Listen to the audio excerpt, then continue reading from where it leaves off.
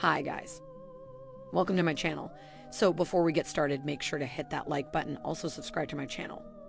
In this video, we will talk about financing basics for first-time homebuyers. Obtaining a mortgage is a crucial step in purchasing your first home, and there are several factors for choosing the most appropriate one. While the myriad of financing options available for first-time homebuyers can seem overwhelming, taking the time to research the basics of property financing can save you a significant amount of time and money.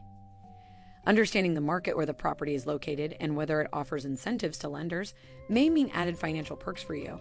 And by taking a close look at your finances, you can ensure that you are getting the mortgage that best suits your needs. This article outlines some of the important details that first-time homebuyers need to make their big purchase. First-time homebuyer requirements. To be approved for a mortgage, you'll need to meet several requirements depending on the type of loan for which you are applying. To be approved specifically as a first-time homebuyer, you'll need to meet the definition of a first-time homebuyer, which is broader than you may think. A first-time homebuyer is someone who has not owned a principal residence for 3 years, a single person who has only owned with a spouse, an individual who has only owned a residence not permanently affixed to a foundation, or an individual who has only owned a property that was not in compliance with building codes. You'll generally need to have proof of income for a minimum of 2 years sufficient to pay the mortgage, a down payment of at least 3.5%, and a credit score of at least 620. However, as a first-time homebuyer, there are programs that can allow you to buy a home with a low-income $0 down and credit scores as low as 500. Loan types. Conventional loans. Conventional loans are mortgages that are not insured or guaranteed by the federal government. They are typically fixed-rate mortgages. They are some of the most difficult types of mortgages to qualify for because of their stricter requirements. A bigger down payment, higher credit score, lower debt to income, DTI ratios, and the potential for a private mortgage insurance PMI requirement. However, if you can qualify for a conventional mortgage, they are usually less costly than loans that are guaranteed by the federal government. Conventional loans are defined as either conforming loans or non-conforming loans.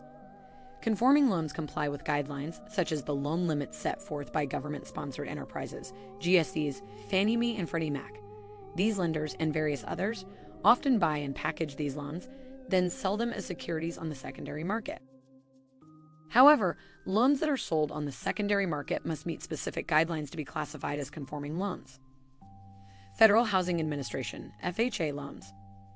The Federal Housing Administration, FHA, part of the U.S. Department of Housing and Urban Development, HUD, provides various mortgage loan programs for Americans. An FHA loan has lower down payment requirements and is easier to qualify for than a conventional loan.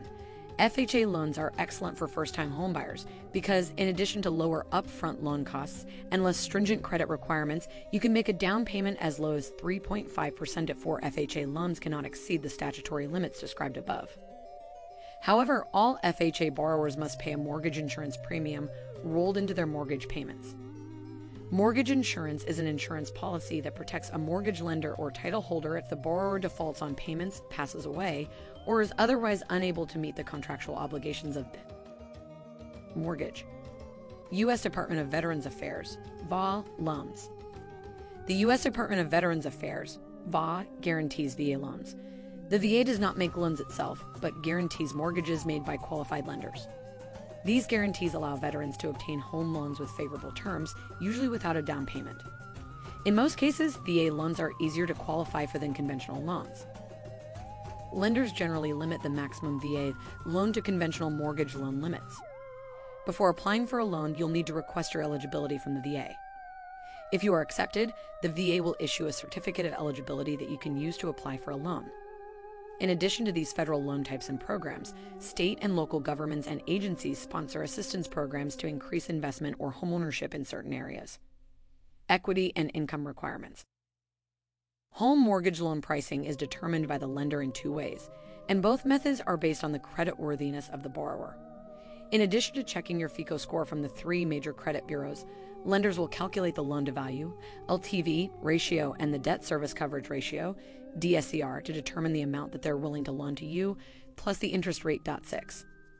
LTV is the amount of actual or implied equity that is available in the collateral being borrowed against. For home purchases, LTV is determined by dividing the loan amount by the purchase price of the home. Lenders assume that the more money you are putting up in the form of a down payment, the less likely you are to default on the loan. The higher the LTV, the greater the risk of default, so lenders will charge more. For this reason, you should include any type of qualifying income that you can when negotiating with a mortgage lender. Sometimes an extra part-time job or other income-generating business can make the difference between qualifying or not qualifying for a loan, or in receiving the best possible rate. A mortgage calculator can show you the impact of different rates on your monthly payment. Private mortgage insurance, PMI. LTV also determines whether you will be required to purchase the PMI mentioned earlier. PMI helps to insulate the lender from default by transferring a portion of the loan risk to a mortgage insurer. Most lenders require PMI for any loan with an LTV greater than 80%. This translates to any loan in which you own less than 20% equity in the home. The amount being insured and the mortgage program will determine the cost of mortgage insurance and how it's collected. Most mortgage insurance premiums are collected monthly, along with tax and property insurance escrows. Once LTV is equal to or less than 78%, PMI is supposed to be eliminated automatically. You may also be able to cancel PMI once the home has appreciated enough in value to give you 20% home equity and a set period has passed, such as 2 years. There are ways to avoid paying for PMI. One is not to borrow more than 80% of the property value when purchasing a home. The other is to use home equity financing or a second mortgage to put down more than 20%. The most common program is called an 80-10-10 mortgage. The 80 stands for the LTV of the first mortgage, the first 10 stands for the LTV of the second mortgage, and the second 10 represents your home equity. The rate on the second mortgage will be higher than the rate on the first mortgage, but on a blended basis, it should not be much higher than the rate of a 90% LTV loan. An 80-10-10 mortgage can be less expensive than paying for PMI. It also allows you to accelerate the payment of the second mortgage and eliminate that portion of the debt quickly so you can pay off your home early. Fixed-rate mortgages vs. floating-rate mortgages. Another consideration is whether to obtain a fixed-rate or floating rate, also called a variable-rate mortgage. In a fixed-rate mortgage, the rate does not change for the entire period of the loan. The obvious benefit of getting a fixed-rate loan is that you know what the monthly loan cost will be for the entire loan period. And if prevailing interest rates are low, then you've locked in a good rate for a substantial time. How adjustable-rate mortgages, ARMs, work. The most common types of ARM are for 1, 5, or 7-year periods.